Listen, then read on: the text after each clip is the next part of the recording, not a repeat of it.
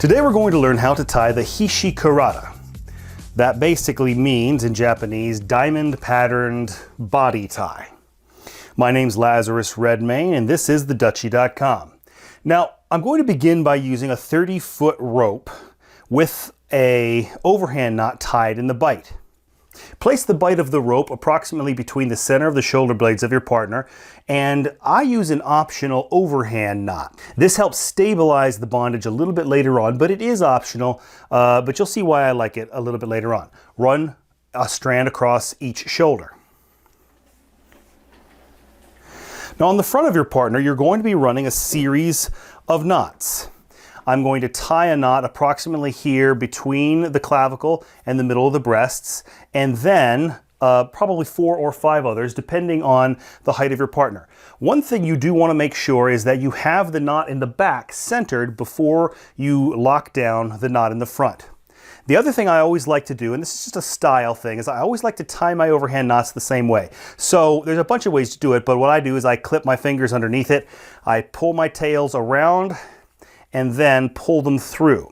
And if I do it that same way every time, then I'll get an overhand knot that looks the same way every time, and that just improves the overall appearance of the bondage, at least from my perspective. I like things that are symmetrical and consistent. Now, I'm tightening that knot.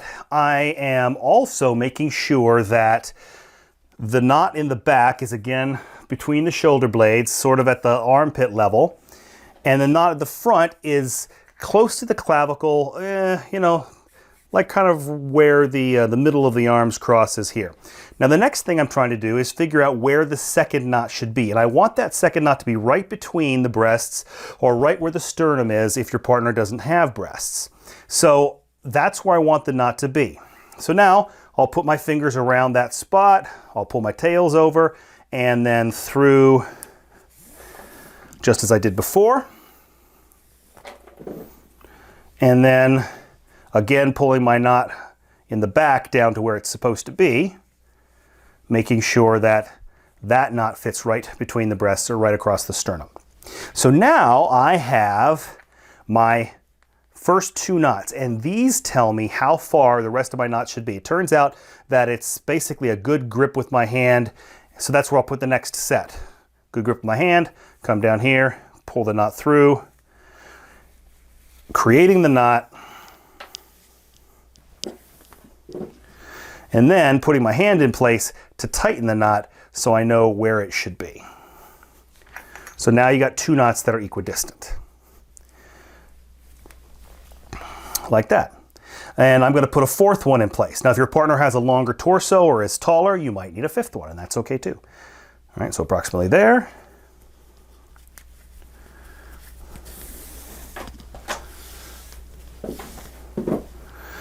And then put your fingers in place to mark your distance, like that.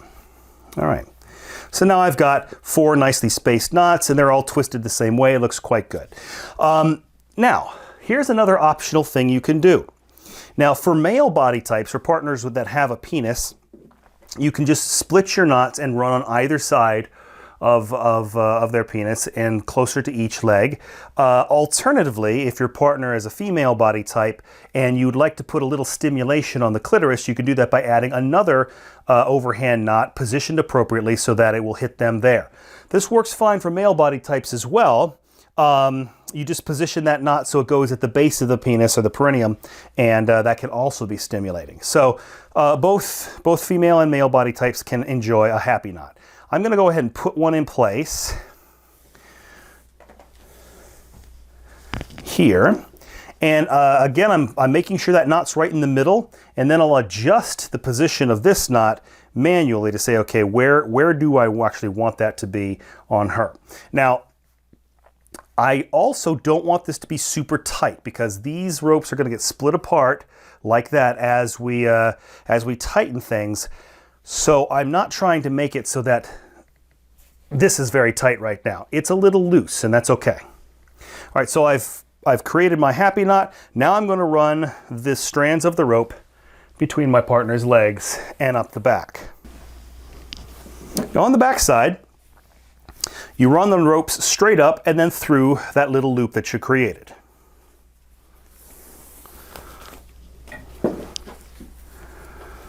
Like that. And now you add a little bit of tension, not much. You're not trying to wrench things down at this stage. Remember, you're going to be going around your partner's body. You're going to be tightening things as you go. But you want it stable enough so that things are staying in place. Here is where you check to make sure that the knot in the front and the knot in the back are at the same height. So they're both here. And you're also checking to make sure the knot is positioned appropriately on your partner down below. Like that. Okay. And adjust the position of the happy knot if you need to. Now that you're in the back, we're going to take our two strands and we're going to separate them, and we're going to bring them back to the front, under the arms, and across the upper chest.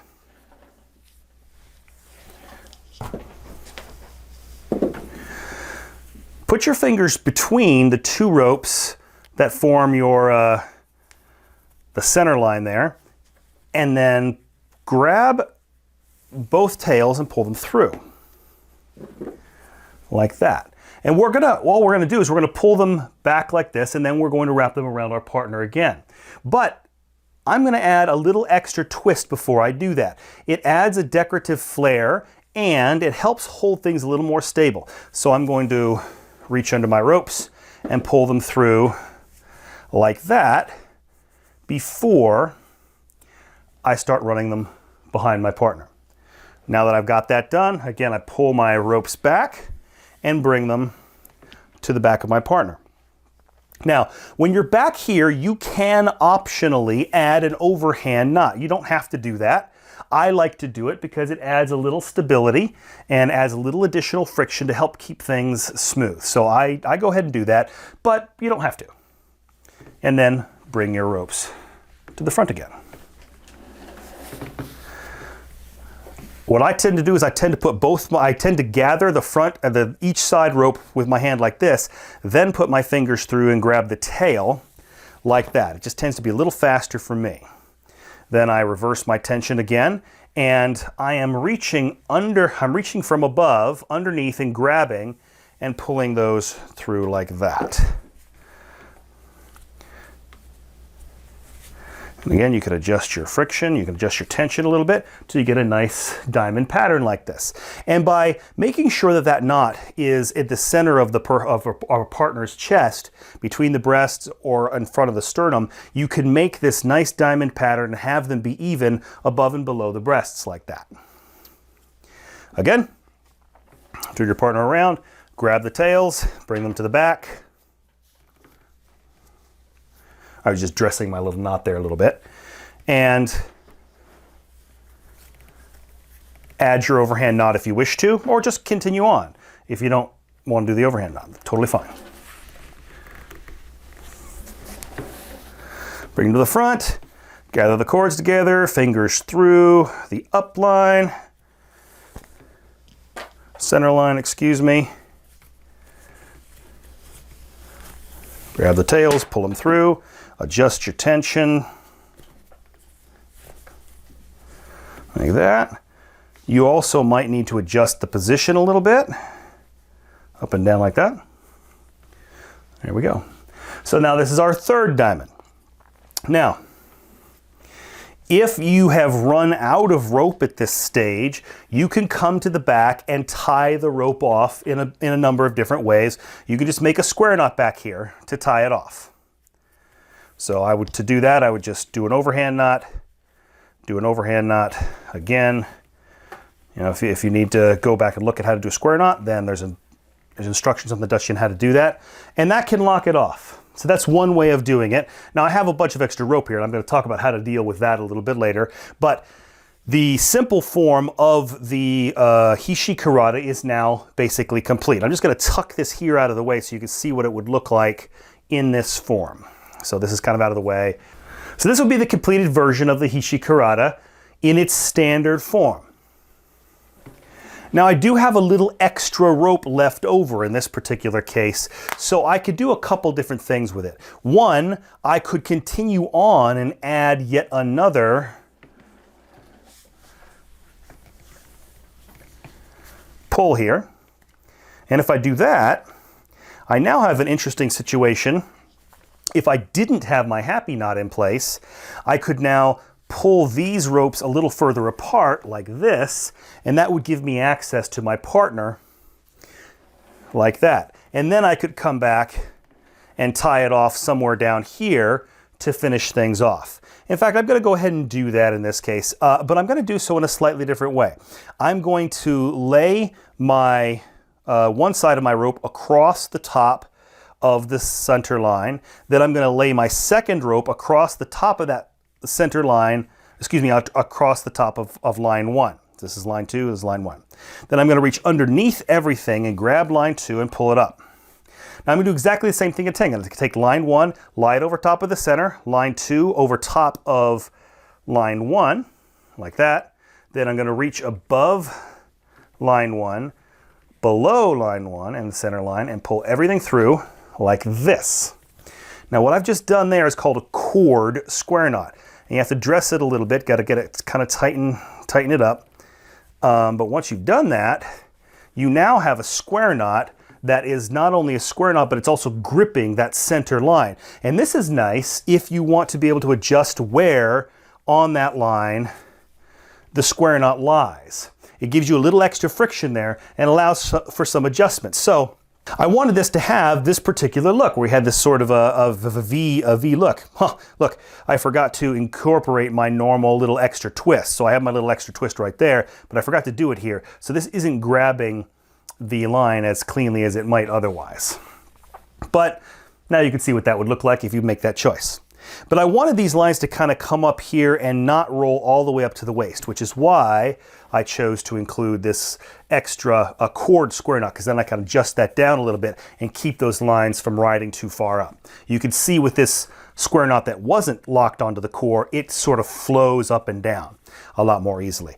So when I'm doing this personally, I actually tend to use the cord square knot both to lock it off here at the waist level, and if I choose to go down to the hips a little further, I also use it down there. It's just my preferred way of doing it, but it takes a little bit of extra, manipulation to get that done. All right, so this is just an optional additional component of the Hishi Karada.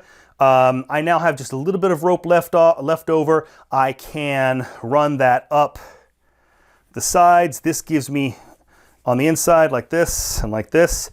This would actually give me the opportunity to adjust where that waist rope was going to lie a little bit. I could just run around my core like that to lock things down, and then run your cords up underneath and just find a convenient place to tie them off. Or, because this does not actually add any additional strength to the bondage, you can just run them up there and tuck them under something convenient like the center line or maybe around the top. So just a couple of optional ways to get rid of some extra cordage. So now here is the Hishi Karada with the additional element added there at the waist, which again gives you a little access down there. Thank you all for your time and attention. This has been the Hishi Karada. My name's Lazarus Redmayne. If you learned a little something, please consider supporting us at patreon.com/TheDuchy.